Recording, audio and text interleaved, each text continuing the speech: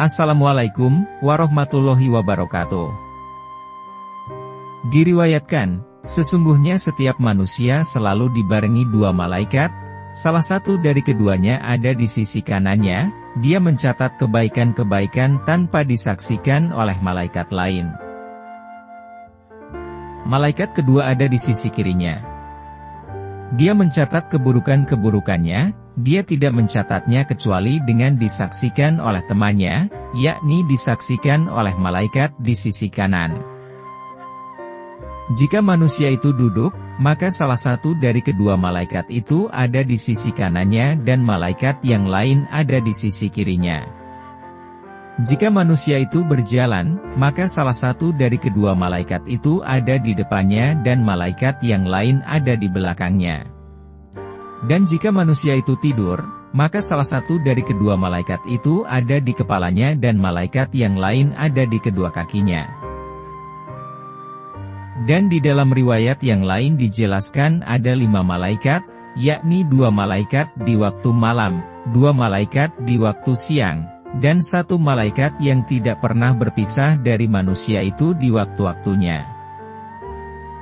Hal itu merupakan firman Allah yang Maha Luhur. Bagi manusia ada malaikat-malaikat yang selalu mengikutinya bergiliran, di muka dan di belakangnya. Yang dimaksud dari kata malaikat-malaikat yang selalu mengikutinya adalah para malaikat di waktu siang dan malam. Mereka menjaga manusia dari jin, manusia lain dan para setan. 2 malaikat mencatat kebaikan-kebaikan dan keburukan-keburukannya di antara 2 belikatnya. Pena mereka berdua adalah lisannya manusia, tinta mereka berdua adalah mulutnya manusia, dan wadah tinta mereka berdua adalah ludahnya manusia.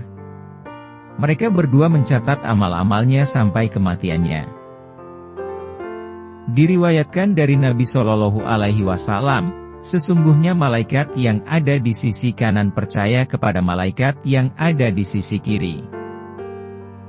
Tatkala seorang hamba melakukan keburukan dan malaikat di sisi kiri ingin mencatatnya, maka malaikat di sisi kanan berkata, "Tahanlah." Lalu malaikat di sisi kiri pun menahannya, artinya tidak mencatat keburukannya selama 7 jam. Jika hamba itu memohon ampun kepada Allah, maka dia tidak akan mencatatnya.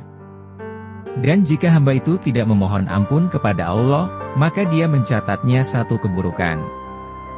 Tatkala hamba itu dicabut nyawanya dan diletakkan di dalam kuburnya, kedua malaikat itu pun berkata, "Wahai Tuhan, Engkau memasrahkan hamba-Mu kepada kami mencatat amalnya, dan Engkau telah mencabut ruhnya, maka izinkanlah kami naik ke langit."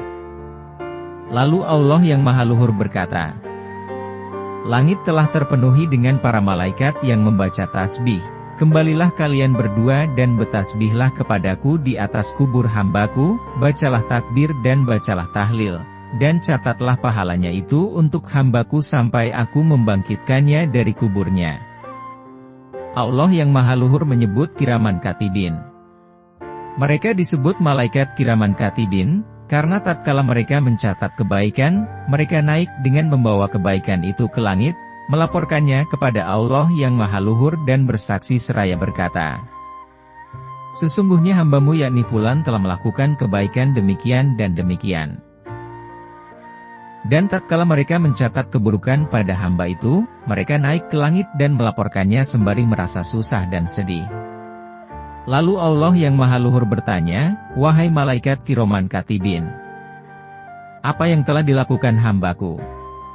Malaikat kiraman katibin diam sampai Allah bertanya 2 dan 3 kali.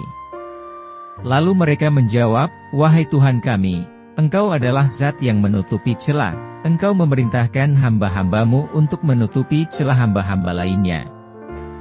Sesungguhnya mereka membaca kitab-Mu setiap hari dan berharap kami menutupi celahnya."